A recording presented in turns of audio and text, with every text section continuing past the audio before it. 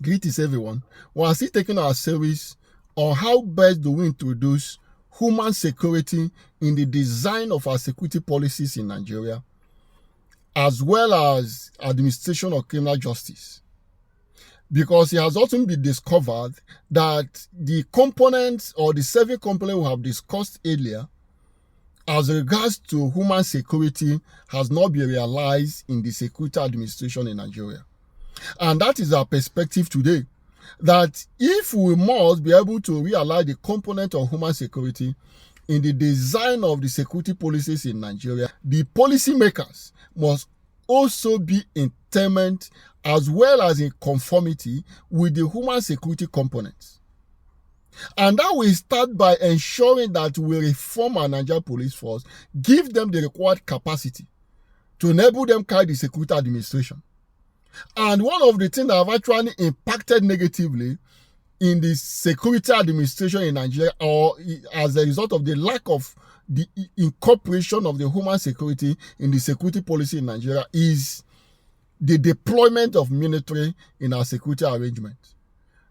Military having the responsibility to take the lead or play the lead agency in the security administration, especially internal security arrangement. That can be discovered in 2012 when the issue of terrorism was becoming too much in Nigeria, and it appeared or it seemed as if the issue of terrorism, especially that of the Boko Haram, has overwhelmed the Nigerian police force. And there is a deployment of the military.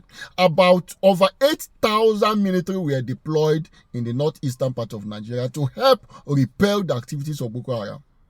But it must be discovered that since then, the military operation in the northeastern part of Nigeria has continued, thereby displacing the capacity and degrading the responsibility of Nigerian police force to play the lead agency in that security arrangement.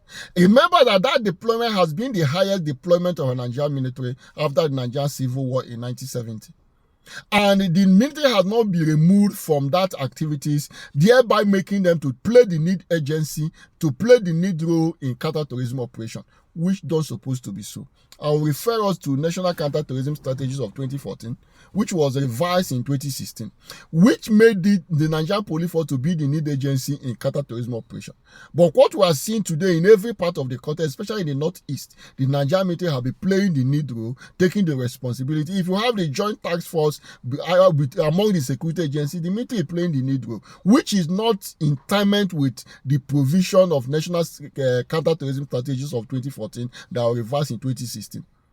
Thereby, the activities of the military is impacting negatively on the human security component in that environment. This has been confirmed by the recent statement of the Plateau State Governor, His Excellency Kele Mutfwang, where he stated that military should be removed from any form of insurgency or counter-terrorism operation within the state, that the Nigerian police force should be deployed.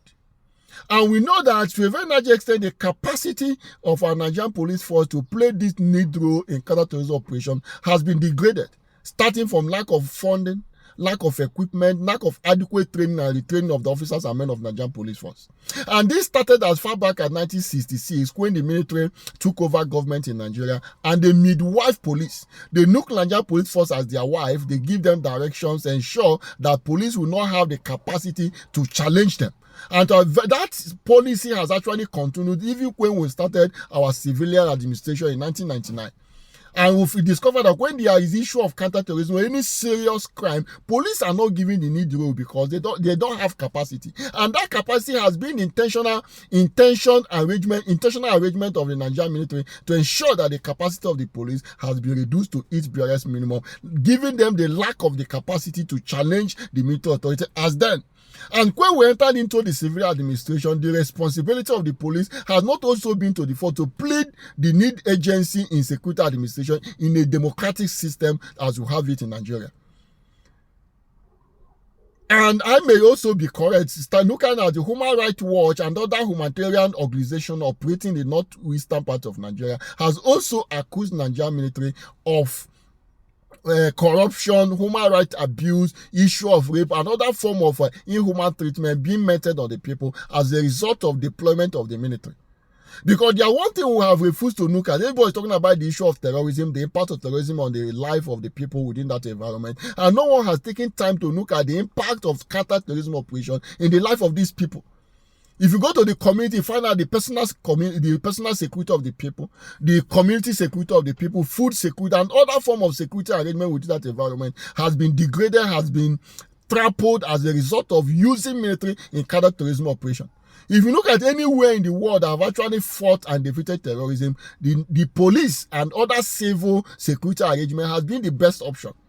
Some of us believe that the issue of Boko Haram is all about the use of arms and ammunition and deployment of the hard power. But you look at a country like America, who has been very effective in counter-terrorism operation, they are looking at the soft power component, looking at the issue of poverty, issue of development, economic life of the people, political security of the people, to a very large extent to enable them ensure that the drivers of insecurity, the drivers of issue of terrorism in that environment have been brought to its barest minimum. And that's our urgent call today, that we should develop the capacity of a Nigerian police force to be able to carry up this challenge, especially in the counter-terrorism operation. Ensure community policing in that environment, giving the people the responsibility to ensure that they can actually police themselves. Because the impact of the counter-terrorism operation is doing more than good in that environment by the destruction of the human security component of that environment. This reminds me of the Posse Comitatus Act of 1876 in the United States of America. That act stated that the American military, no part of American military should be deployed in any form of security arrangement within the American soil. As effective and powerful that military is, you will discover that there is no way in America you can see any military operation, because it is unlawful for them to use any form of military within that environment. For the American president to deploy military, there is a procedure that he must follow for any American soldier, whether the Air Force, the Navy, or the non-soldier, to take part in any form of internal security arrangement in America. Though there is exceptions under the law where the National Guard can actually be used in some form of security arrangement. But we also know that National Guard in America is not actually a military component, because they report directly to the state governors. So that's our urgent call today. There is a need for us to ensure that we have an effective internal security administration by giving responsibility of Nigerian police to the Nigerian police force. And how do we do that? Let us increase their capacity. Because we know that the Nigerian police force to Nigeria has not been very, very effective. And this as a result of the concomitant rise on our deployment of the military in our internal security arrangement. So anywhere they have fought and won the issue of counter-terrorism, they are looking at the soft power component. As much as you put people out of poverty, you are also increasing the security life of that environment. Because poverty, lack of education, to a very large extent, is one of the drivers of insecurity and any form of insurgency. Though we cannot say that poverty and lack of education is the cause, but is one of the drivers of that conflict, making the environment very favorable for recruitment of our individual to insurgency as well as into terrorist groups and organizations. So I urgent call today that there is a need for us to introduce human security in our security arrangement in Nigeria. And how do we do that? Let us increase the capacity of Nigerian police and remove Nigerian military from the street.